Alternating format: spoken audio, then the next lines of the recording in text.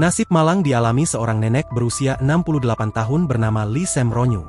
Sebelumnya, dia mengaku tanahnya seluas 32 hektar yang berlokasi di Kampung Nangka, Desa Teluk Naga, Kecamatan Teluk Naga, Kabupaten Tangerang diserobot oleh pihak lain. Akibat sengketa ini, Lee Sem-ronyu bahkan dijadikan tersangka oleh Polres Metro Tangerang Kota.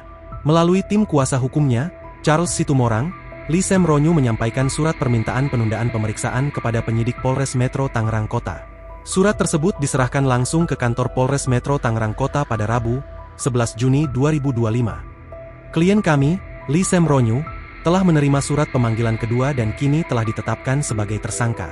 Karena itu, kami mengajukan penundaan pemeriksaan atas dasar kondisi dan hak-hak hukum klien, kata Charles dikutip dari Kompas.com, Kamis, 12 Juni 2025. Menurut Charles, peristiwa ini bermula sejak tahun 1994 ketika Lee Sem-ronyu membeli tanah seluas 32 hektare dari seseorang bernama Sucipto.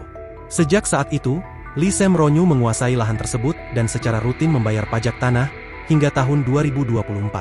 Pada 2007, klien kami bahkan menerima ganti rugi sebesar lebih dari 3 juta rupiah dari pemerintah Kabupaten Tangerang, akibat sebagian lahannya seluas 13 meter terkena proyek jalan lingkar luar, ungkap Charles. Pada tahun 2021, Lee Sem-ronyu berniat meningkatkan status kepemilikan tanah dari akta jual beli menjadi sertifikat hak milik.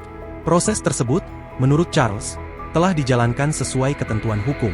Namun pada akhir 2024, kliennya justru dilaporkan ke polisi, dan pada November 2024, statusnya dinaikkan menjadi tersangka.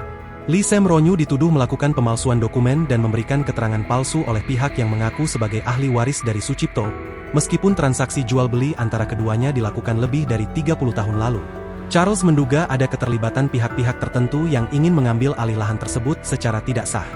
Download Tribun X sekarang, menghadirkan lokal menjadi Indonesia.